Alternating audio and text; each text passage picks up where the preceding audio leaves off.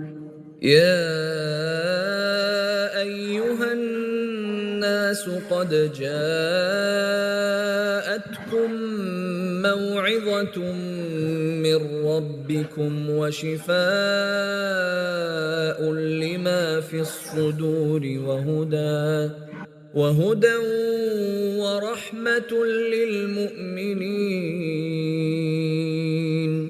قل بفضل الله وبرحمته فبذلك فليفرحوا هو خير مما يجمعون نحمده ونصلي على رسوله الكريم اما بعد فاعوذ بالله السميع العليم من الشیطان الرجیم بسم اللہ الرحمن الرحیم رب اشرح لي صدری ويسر لي امری واحلل عقدۃ من لسانی یفقهوا قولی رب یسر ولا تعسر وتمم بالخیر۔ سورہ اعراف کی آیت نمبر 54 سے پڑھیں گے۔ بسم اللہ الرحمن الرحیم۔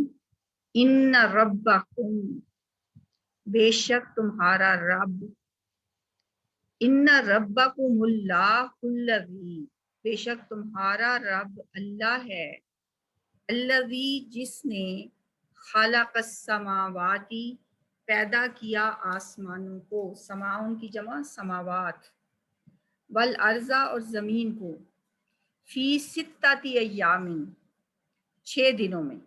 میں نے آپ سے کہا تھا نا کہ گنتی 10 تک آتی رہے گی، کوئی نہ کوئی لفظ آتا رہے گا اور ہمیں اس کو ریوائز کرتے رہنا چاہیے، واحدون سے عشرتن تک۔ تو یہ آ گیا 6 کا لفظ، فی ستۃ ایام، یوم کی جمع ایام، 6 دنوں میں اللہ تعالیٰ نے پیدا کیا زمین و آسمان کو۔ ثم استویٰ، پھر وہ جا ٹھہرا، مستوی ہوا، پھر اس نے قرار پکڑا۔ استوا یستوی، استواء ہوتا ہے برابر ہو جانا۔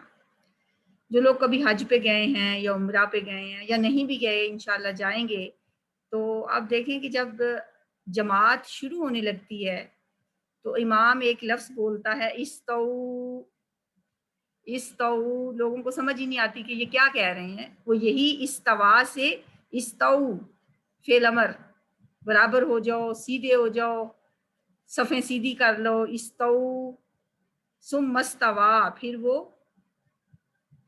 مستوی ہوا، اس نے قرار پکڑا، وہ ٹھہرا، علی العرش، عرش پر، یغشی، وہ ڈھانپتا ہے، اغشا یغشی کا مطلب کیا ہوتا ہے؟ چڑھا دینا، ڈھانپ دینا۔ یغشی اللیلا، وہ چڑھا دیتا ہے رات کو، النہارا، دن سے، یا وہ ڈھانپتا ہے رات کو دن سے، یا وہ چڑھا دیتا ہے رات کو دن پر۔ تو اس سے کیا پتہ چلا کہ رات کو دن پر چڑھا دینا ہوتا ہے یغشی کا مطلب۔ تو غشی بھی انسان کو جب آتی ہے تو وہ لفظ بھی اسی سے ہوتا ہے کہ وہ بھی ڈھانپ لیتا ہے انسان کی عقل کو، یعنی اس کو ہوش نہیں رہتا۔ پھر یطلبہ، وہ پیچھے آتا ہے، اس کے، طالب یطلب، طلبن ہوتا ہے طلب کرنا یا پیچھے آنا۔ دن کی روشنی جو ہے وہ آپ دیکھیں کہ رات جب ختم ہوتی ہے تو پھر اس کے پیچھے دن آتا ہے، اور یطلبہ اس کے پیچھے آتا ہے حسیساً، تیزی سے۔ دن جو ہے روشنی آپ نے دیکھا ہوگا کہ تیزی سے پھیلتی ہے اور اندھیرا آہستہ آہستہ، مغرب کے بعد آپ کافی دیر تک بھی دیکھتے رہیں آپ کو روشنی نظر آتی رہے گی، لیکن جب اندھیرا ختم ہوتا ہے، یہ آپ کبھی آبزرو کر کے دیکھیں، صبح کے ٹائم بہت جلدی روشنی پھیلتی ہے۔ تو اب اس آیت سے ہمیں اس بات کی سمجھ آ گئی ہے کہ وہ پیچھے آتا ہے اس کے، یعنی دن، حسیساً، تیزی سے۔ اب یہ جو لفظ ہے نا، اس کا مطلب ہوتا ہے حسیساً کا، گھوڑے کو ایڑ لگائی جاتی ہے نا، ایڑ لگانا، تیز رفتار ہونا۔ حسا یحسو حسن، تیز رفتار ہونا، ایڑ لگانا۔ اور اس کا ایک اور معنی بھی ہوتا ہے کسی کو کسی کام پر اکسانا. تو یہی لفظ جب فعیل کے وزن پر آتا ہے تو بن جاتا ہے حسیسن، تیز رو ہوتے ہوئے، ایڑ لگاتے ہوئے، یعنی بہت تیزی سے.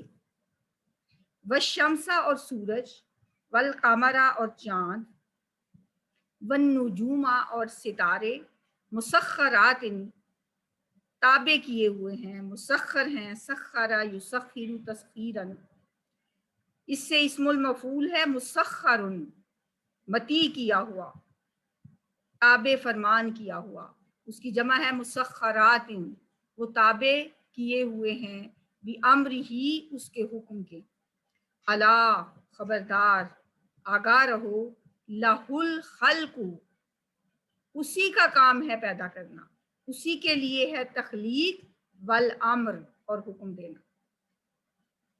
تبارک اللہ بہت برکت والا ہے اللہ، رب العالمین جو رب ہے تمام جہانوں کا.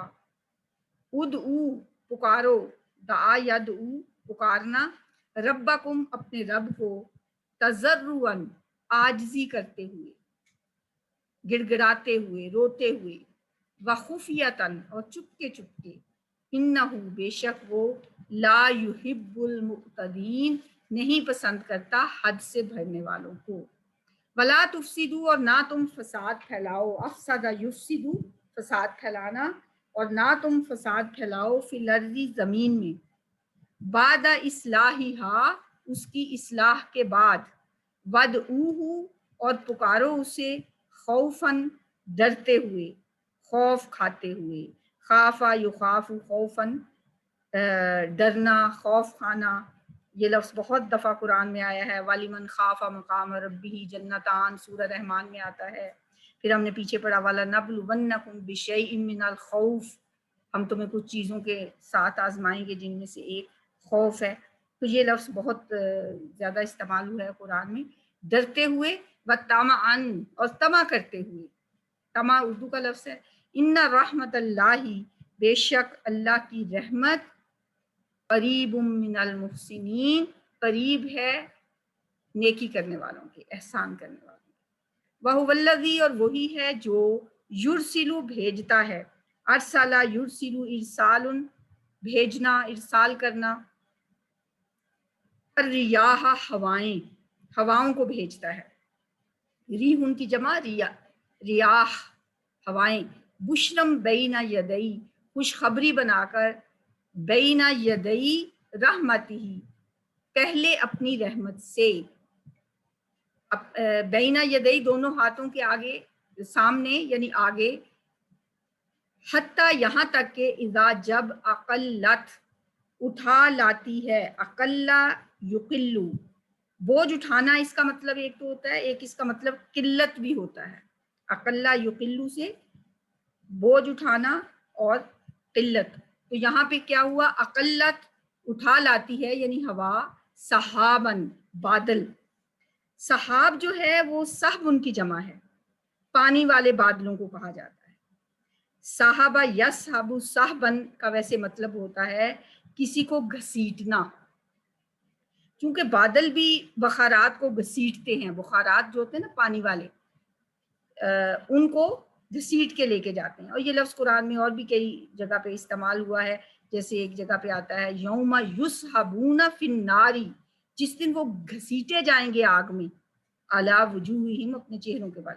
استغفر اللہ. تو وہ وہاں پہ بھی لفظ یسحب استعمال ہوا ہے. صحابن ثقالن بادل بھاری، سقناہو ہم ہانک دیتے ہیں اسے. ساقا یسوقو کا مطلب ہوتا ہے ہانکنا. اسی سے لفظ نکلا ہے، اسم الفاعل ہے سائق. عربی میں سائق کہتے ہیں ڈرائیور کو، گاڑی چلاتا ہے، گاڑی کو ہانکتا ہے. قرآن میں ہم نے پڑھا ایک جگہ معہا سائق و شہید، اس کے ساتھ یعنی جب قیامت کے دن جب انسان قبروں سے اٹھ کے جائیں گے تو اس کے ساتھ ہوگا ایک سائق جو اسے ہانکتے ہوئے لے جائے گا، و شہید اور ایک گواہ ہوگا. تو یہ لفظ جو ہے سائق اسی سے ہے. تو یہاں پہ ہے کہ سقناہو اسی روٹ سے ہے ہم ہانک دیتے ہیں، نا ہم ہو، اس کو ہم ہانک دیتے ہیں اسے، کس کو؟ ان بادلوں کو، پانی والے بادل جو ہوائیں لے کے آتی ہیں، لبالد میت، مردہ شہر کی طرف، بلد کہتے ہیں شہر کو، بلدیہ کا لفظ آپ نے سنا ہوگا، اسی سے ہے وہ، میت مردہ، مردہ شہر کی طرف ہم اس کو ہانک دیتے ہیں، یعنی وہ شہر جو بارش کے نہ ہونے کی وجہ سے بالکل مرجھا گیا تھا۔ فانزلنا، پھر ہم اتارتے ہیں، بہی، اس سے، الماء، پانی، کس سے؟ بادلوں سے، فاخرجنا، پھر ہم نکالتے ہیں، بہی، اس کے ذریعے، اب یہ ہی کی جو ضمیر ہے یہ پانی کے لیے ہے، اس پانی کے ذریعے، من کل الثمرات، ہر قسم کے پھلوں میں سے، کذالک، اسی طرح، نخرج الموتى، ہم نکالیں گے مردوں کو، یہ مثال ہے، لعلکم، تاکہ تم تذکرون، تم نصیحت حاصل کرو۔ والبلد الطیب، پہلے بات ہوئی مردہ شہر کی، اب یہاں ہے عمدہ شہر، زرخیز زمین، یخرج، نکلتی ہے، نباتہ، اس کی کھیتی، مردہ زمین، جو زرخیز زمین ہوتی ہے، جو عمدہ زمین ہوتی ہے، اس کی کھیتی نکلتی ہے، بِإِذْنِ رَبِّهِ، اس کے رب کے حکم سے، والذی، اور وہ زمین جو خبثا، خراب ہوتی ہے، ردی ہوتی ہے، ناکارہ ہوتی ہے، خبثا یخبثو، خباثتن، یہ تھوڑا سا اس کا مشکل ہے، خبثا یہ کاروما کے وزن پہ ہے، کاروما، بہت کم لفظ آتے ہیں اس پہ، خبثا، وہ خراب ہوا، تو اس کا مضارع ہوگا یخبثو، خراب ہوتا ہے، اور خباثت کا لفظ تو عام ہی ہے، مصدر اس کا ہوگا خباثت، خبثا، خراب ہے، لا یخرجو، نہیں وہ نکلتی، الا ناقدہ، مگر ناقص، ناقدہ کا مطلب ہے ناقص، کذالک، اسی طرح، نصرف، ہم پھیر پھیر کر بیان کرتے ہیں، الآیاتی، آیات کو، لقوم یشکرون، اس قوم کے لیے جو شکر کرتے ہیں، لقد ارسلنا نوحا، البتہ تحقیق ہم نے بھیجا نوح علیہ السلام کو،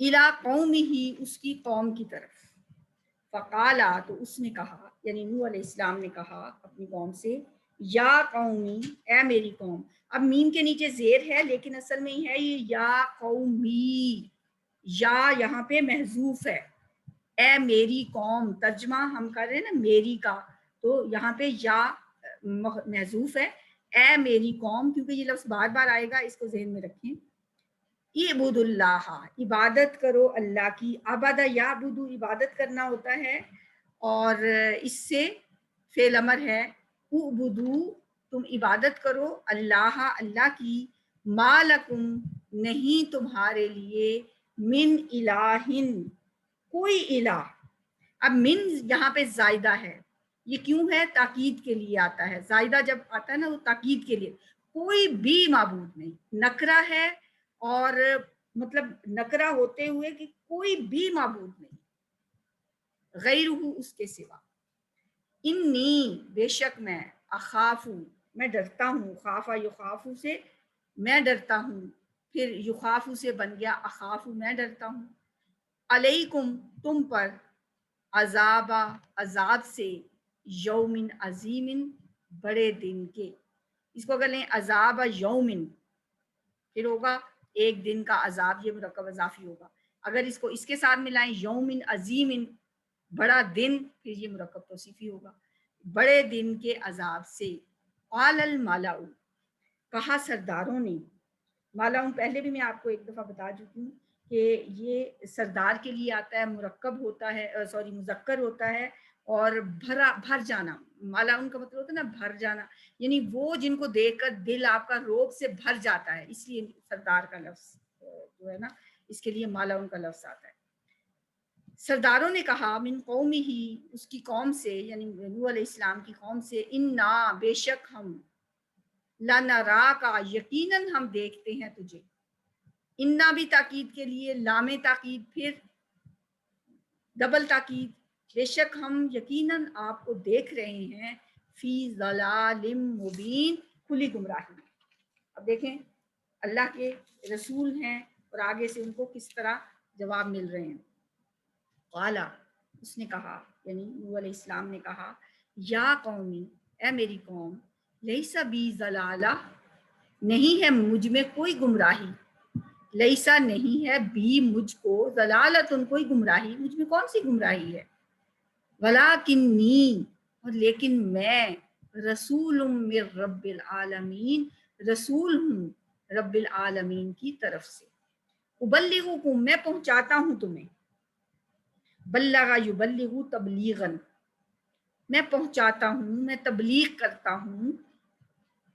اچھا یہاں تھوڑا سا ڈفرنس بھی سمجھ لیں، پیچھے ہم نے لفظ پڑھا تھا تذکیر، یہاں پہ بلغ یبلغ سے تبلیغ، یہ اس کا مطلب یہ پہنچانا، اور وہ تھا ذکر یذکر تذکیر، اس کا مطلب ہے یاد دہانی کرانا۔ تبلیغ جو ہوتی ہے وہ ان لوگوں کو کی جاتی ہے جن کے پاس پہلے بات نہیں پہنچی، ٹھیک ہے، یعنی غیر مسلموں کو ہم تبلیغ کرتے ہیں، اور جو مسلمان ہوں جن کے پاس پہلی پیغام تو پہنچ چکا ہو، پھر ان کو تذکیر کی جاتی ہے، یاد دہانی کی جاتی ہے، ٹھیک ہے۔ تو اس لیے یاد دہانی کا لفظ جو ہے، تذکیر کا لفظ ہوتا ہے، وہ آپس میں ہم ظاہر بھول جاتے ہیں، پھر ان کو مزید سمجھانا ہو تو اس کے لیے پھر لفظ تذکیر آتا ہے۔ ویسے ہم تو مسلمانوں کو جو بتاتے ہیں اس کو بھی تبلیغی کہتے رہتے ہیں، تو یہ تھوڑا سا ڈفرنس ہے۔ ابلغکم، میں پہنچاتا ہوں تمہیں، رسالات ربی، پیغامات اپنے رب کے، یعنی ان تک ابھی تک اللہ تعالیٰ کا پیغام نہیں جن تک پہنچا، تو رسول آ کے ان کو پیغام پہنچاتے ہیں، پیغامات اپنے رب کے، وَأَنصَحُ، اور میں نصیحت کرتا ہوں، خیر خواہی کرتا ہوں، لکم، تمہارے لیے، وَأَعْلَمُ، اور میں جانتا ہوں، من اللہ، اللہ کی طرف سے، ما، وہ جو، لا تعلمون، نہیں تم جانتے۔ اَوَ عَجِبْتُمْ، اور کیا، اور بعد میں کیا بات، آ جو ہے وہ استفہام کا ہے، وہ کا مطلب اور، کیا، اور، عجبتم، تم نے تعجب کیا، عجیبہ یا جابو، تعجب کرنا، کیا تم نے اس بات میں تعجب کیا، ان جاءکم، یہ کہ آئی ہے تمہارے پاس، ذکر، ایک نصیحت، من ربکم، تمہارے رب کی طرف سے، علی رجل، ایک ایسے آدمی پر، کل رجال پڑھا تھا نا جمع، اور آج رجل واحد آ گیا، منکم، جو تم ہی میں سے ہے، لینذرکم، تاکہ وہ ڈرائے تمہیں، یہ لام تعلیل ہے، آگے وہی ڈرانے والا، نظر ینظر سے ینذر، تاکہ وہ ڈرائے تمہیں، وَلِتَتَّقُوا، اور تاکہ تم سب بچ جاؤ، وَلَعَلَّكُمْ تُرْحَمُونَ، اور تاکہ تم سب رحم کیے جاؤ، یہ مجبور کا صیغہ، تم رحم کیے جاؤ۔ فَكَذَّبُوهُ، پس انہوں نے ڈرا دیا، جھٹلا دیا اسے، کذب یکذب تکذیبا، انہوں نے اسے جھٹلا دیا، یعنی نوح علیہ السلام کو۔ فَأَنجَيْنَاهُ، تو ہم نے بچا لیا اسے، ہم نے اسے نجات دے دی، والذین، اور ان لوگوں کو بھی، معہو، جو اس کے ساتھ تھے، فی الفلق، کشتی میں، وَأَغْرَقْنَا، اور ہم نے غرق کر دیا، الذین، ان لوگوں کو، کذبوا، جنہوں نے جھٹلایا تھا، بِآیاتنا، ہماری آیات کو، انہم، بے شک وہ، قانون، وہ تھے، قومن، امین، اندھے لوگ، بے شک وہ اندھے لوگ تھے، ین سے اندھا، سمن بکمن امیون ہم نے پڑھا تھا، امین، اندھے، بے شک وہ اندھے لوگ تھے۔ تفسیر دیکھتے ہیں جی ان آیات کی تھوڑی سی۔ ان ربکم اللہ الذی خلق السماوات والارض، بے شک تمہارا رب اللہ ہے جس نے پیدا کیے آسمان اور زمین 6 دنوں میں، 6 ایام، 6 دنوں میں اللہ نے زمین و آسمان کو بنایا۔ یہ جو آیات ایسی ہوتی ہیں نا، یہ متشابہات میں سے ہوتی ہیں، جیسے آپ کو پتہ ہے کہ ہم نے پہلے پڑھا سورہ بقرہ میں کچھ آیات محکم ہوتی ہیں، بس جو بھی اس کو پڑھ لے فوراً سمجھ آ جائے. اور کچھ آیات ایسی ہوتی ہیں متشابہ ہوتی ہیں، ان کی کیفیت ہم سمجھ نہیں پاتے اپنی اس ناقص عقل کی بنا پر. بہرحال احادیث سے ہمیں کچھ اشارے ملتے ہیں. ایک حدیث میں ہے کہ نبی صلی اللہ علیہ وسلم کی ایک حدیث ہے جس کا مفہوم کچھ اس طرح سے ہے کہ اللہ تعالیٰ نے ہفتے والے دن مٹی کو بنایا، اتوار کو پہاڑ بنائے، پیر کو درخت بنائے، منگل کو پھر شر بنایا، بدھ کو خیر بنائی، اور پھر جمعرات کو اس نے جاندار سارے اس میں بنائے، اور جمعے والے دن اللہ تعالیٰ نے حضرت آدم علیہ السلام کو بنایا. اللہ ہی بہتر جانتا ہے اس کا کیا کیفیت ہوگی کہ کس طرح اللہ نے 6 دن، اور ایک اللہ کے کا ایک دن کتنا ہوتا ہے یہ تو ہمیں قرآن میں 2 جگہ پہ ملتا ہے. ایک جگہ پہ پتہ چلتا ہے کہ دن 1000 سال کا ہے، اور ایک جگہ پہ 50,000 سال کا دن ہے. تو 6 دن اللہ کے پتہ نہیں کتنا عرصہ ہوگا. بہرحال جو ہم پڑھ رہے ہیں، جو سمجھ آ رہی ہے، ہم تو بس اس کو زیادہ میرا خیال ہے ایسی چیزوں کے پیچھے پڑنے کی ضرورت نہیں ہے. 6 دنوں میں اللہ نے بنایا. ثم استوى علی العرش، پھر وہ مستوی ہو گیا عرش پہ جا کے. اب یہ والی بات بھی ہماری فہم اور عقل میں سما نہیں سکتی کہ اللہ تعالیٰ کس طرح عرش کے اوپر اس نے قرار پکڑا، کس طرح وہ جا ٹھہرا. بہرحال ہمارا ایمان ہے جو کچھ ہمیں بتایا گیا ہے ان آیات پہ. تو یہ جو استوا کا لفظ ہے نا، مستوی ہونا، تو مستوی ہونا ہوتا ہے کہ اس پہ قرار پکڑ لیا. جیسے وہ ایک شرکیہ سا شعر بھی ہے نا، وہ جو مستوی عرش تھا خدا ہو کر اتر پڑا ہے مدینے میں مصطفیٰ ہو کر. یہ کسی نے نبی صلی اللہ علیہ وسلم کے بارے میں نعوذ باللہ بڑی شرکیہ سی بات کہی ہوئی ہے. بہرحال مستوی کا مطلب یہی ہے کہ وہاں پہ اس نے وہ ٹھہر گیا. یغشی اللیلہ، اب رب کی بات ہو رہی ہے. تمہارا رب کون ہے جس نے زمین و آسمان کو 6 دن میں بنایا، پھر وہ عرش پہ جا ٹھہرا، پھر وہ ڈھانپتا ہے رات کو دن سے. وہ دن پیچھے آتا ہے اس کے تیزی سے. یہ میں نے آپ کو بھی بتا دیا الفاظ کی وضاحت میں کہ تیزی سے کیا مراد ہے کہ روشنی واقعی تیزی سے پھیلتی ہے. اور روشنی چاہے کسی بھی چیز کی ہو وہ بہت تیزی سے پھیلتی ہے، چاہے وہ علم کی روشنی ہو، اور اندھیرے جو ہیں وہ آہستہ آہستہ ہی پھیلتے ہیں. والشمس والقمر والنجوم، اور اسی نے پیدا کیا، وہی جو پیدا کیا اوپر لفظ ہے نا، وہ یہاں پہ بھی آئے گا. اور سورج اور چاند اور ستارے یہ سب کے سب مسخرات بامری، اس کے حکم کے تابع ہیں، مسخر ہیں بامرہ، اس کے حکم کے. الا، خبردار ہو جاؤ، لہ الخلق والامر، پیدا کرنا بھی اسی کے لیے ہے اور حکم دینا بھی اسی کے لیے ہے. اب یہ والی آیت جو ہے نا، دیکھیں قرآن کا ایک انداز ہی ایسا ہے کہ اس کو اگر کوئی جاہل سے جاہل شخص بھی پڑھ لے تو سمجھ اس کو بھی آ جاتی ہے. اور جیسے جیسے انسان کا علم کا معرفت کے اس پہ اور دروازے کھلتے جاتے ہیں تو اس کے اور سے اور مفہوم اس پہ واضح ہوتے چلے جاتے ہیں. اب ایک عام شخص کے لیے بھی یہ ٹھیک ہے کہ اسی نے پیدا کیا اور اسی کے لیے ہے حکم دینا، لیکن جو اس کا گہرا مفہوم ہے وہ یہ ہے کہ خلق جو ہوتا ہے اور امر، یہ 2 عالم ہیں ایک طرح سے. ایک ہے عالم خلق اور ایک ہے عالم امر. عالم خلق کیا ہے کہ جو چیز بھی اللہ نے تخلیق کی اس طرح سے کہ وہ آہستہ آہستہ پروان چڑھتی ہے. جیسے ایک گٹھلی ہے، اس آم کی گٹھلی لے لیں، کوئی بیج لے لیں، وہ بیج جب مطلب تمام قوانین اس پہ لاگو ہوں گے، قواعد و ضوابط کے مطابق اس میں پانی دیں گے، گوڈی کریں گے، اس کو ماحول ملے گا، اور اس میں وقت بھی درکار ہے اور مادہ بھی چاہیے. اور اسی طرح رحم مادر میں بچے کی تخلیق ہے، کئی ماہ لگتے ہیں اس کو، پھر وہ جا کے کہیں بچہ بنتا ہے، اور اسی طرح کئی سالوں میں کوئی ایک درخت بنتا ہے. تو یہ عالم خلق میں جب آسمانوں اور زمین کی تخلیق ہوئی تو وہ 6 دنوں کے اندر مکمل ہوئی. ٹھیک ہے، تو یہ اللہ تعالیٰ نے. لیکن جو عالم امر ہے، امر کا مطلب ہے کہ اللہ نے کسی چیز کو حکم دیا، کن فیکون، وہ ہو گیا، یہ امر ہے. یعنی اس کے لیے وقت نہیں لگتا. پھر عالم امر میں تخلیق جب ہوتی ہے تو اس بس کن کہنے سے وہ چیز بن جاتی ہے، فیکون. نہ وقت درکار ہے اور نہ کسی مادے کی ضرورت ہے. فرشتوں کو اللہ نے بنایا، انسانی ارواح کو، اور وحی کا تعلق ان سب کا عالم امر سے ہے. اس لیے نہ ان کے سفر کرنے کے لیے کوئی وقت چاہیے، فرشتہ آنکھ جھپکتے ہی زمین سے 7ویں آسمان پہ پہنچ جاتا ہے، ٹھیک ہے۔ تو یہ ایک گہرا مفہوم ہے امر کا اور خلق کا، اور ایک سادہ سا مفہوم بھی ہے کہ اللہ نے پیدا کیا اور وہی حکم دیتا ہے۔ تبارک اللہ رب العالمین، بہت برکت والا ہے اللہ جو سب جہانوں کا رب ہے۔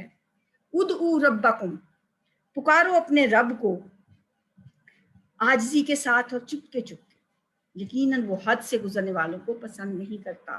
یعنی بہت زیادہ بلند آواز سے دعا مانگنا بھی اللہ کے ہاں پسندیدہ نہیں۔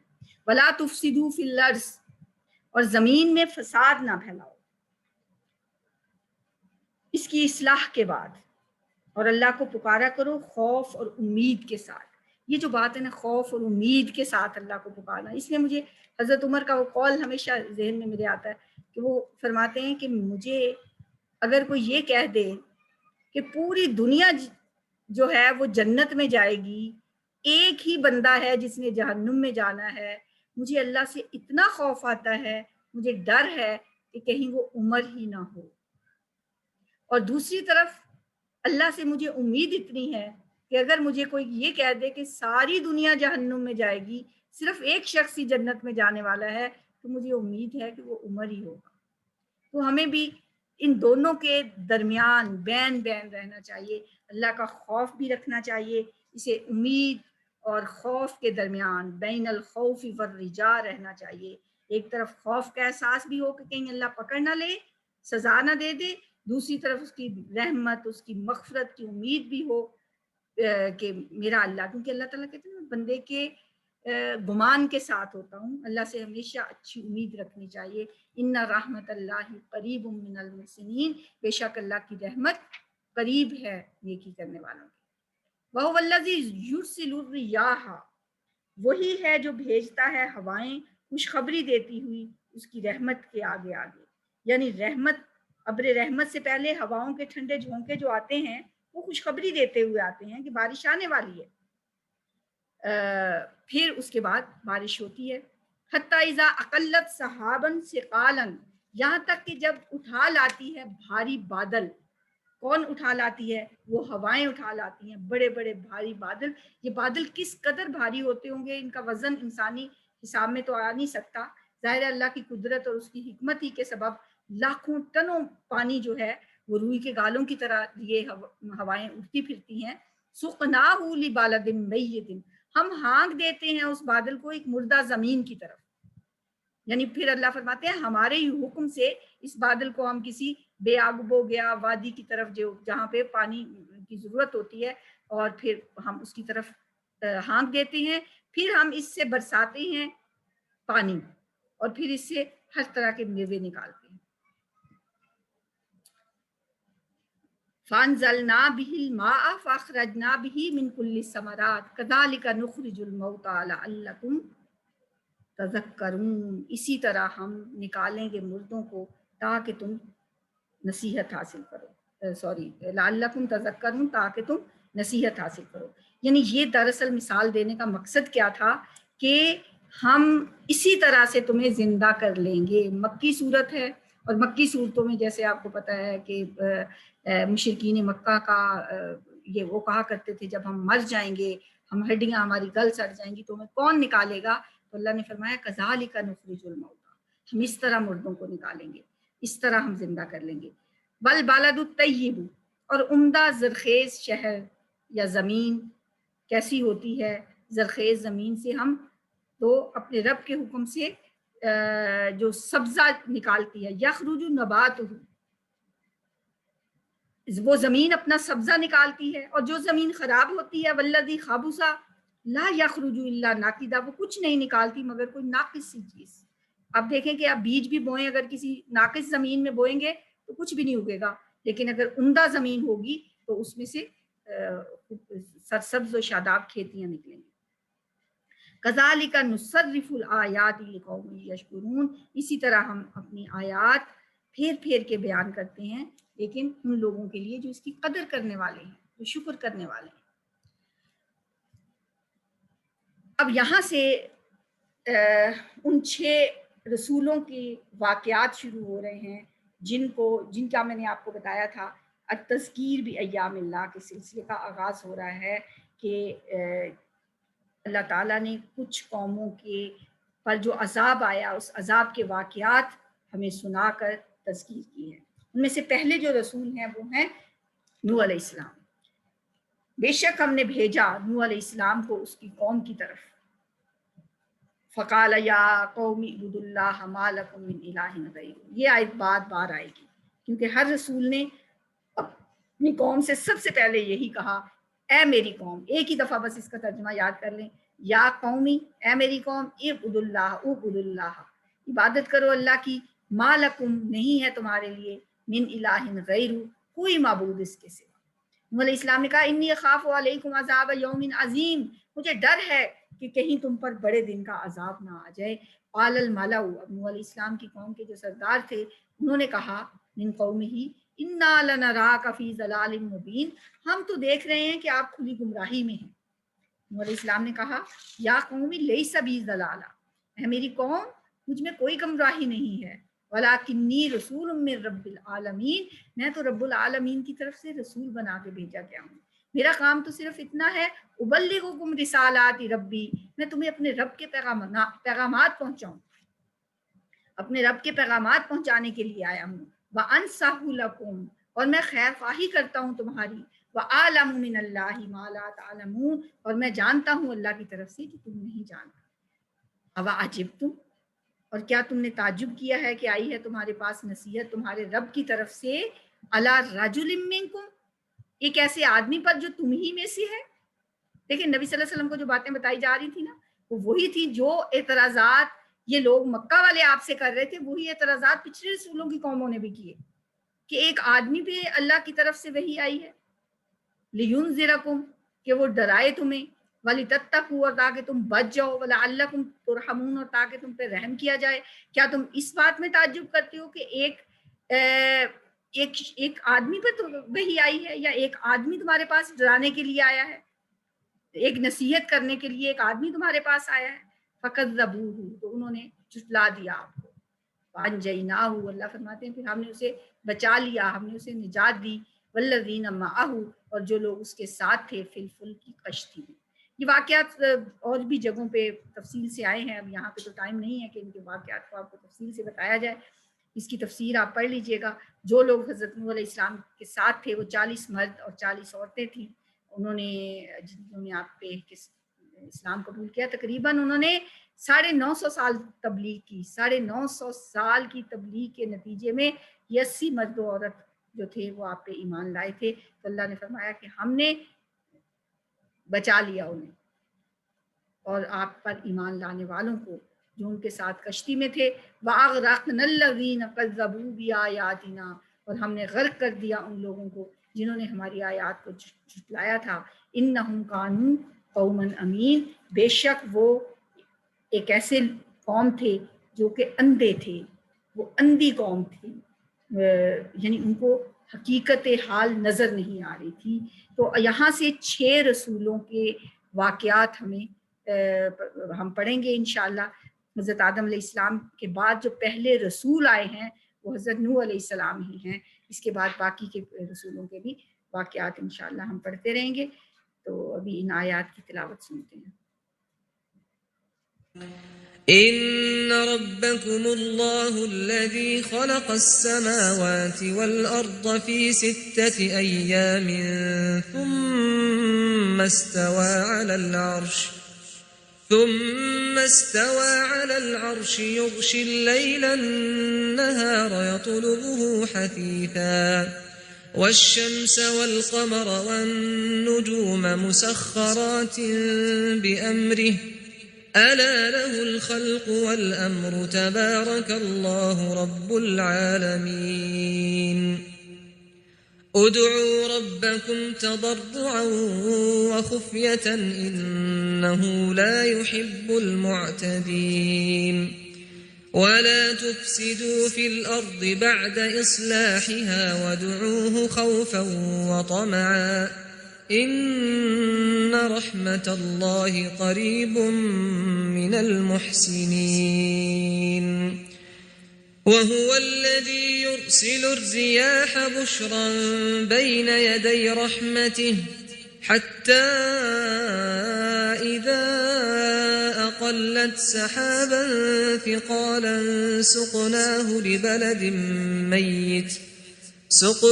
لبلد ميت فأنزلنا به الماء فأخرجنا به من كل الثمرات كذلك نخرج الموتى لعلكم تذكرون والبلد الطيب يخرج نباته بإذن ربه والذي خبث لا يخرج إلا نكدا كذلك نصرف الآيات لقوم يشكرون لقد أرسلنا نوحا إلى قومه فقال يا قوم اعبدوا الله ما لكم من إله غيره إني أخاف عليكم عذاب يوم عظيم قال الملأ من قومه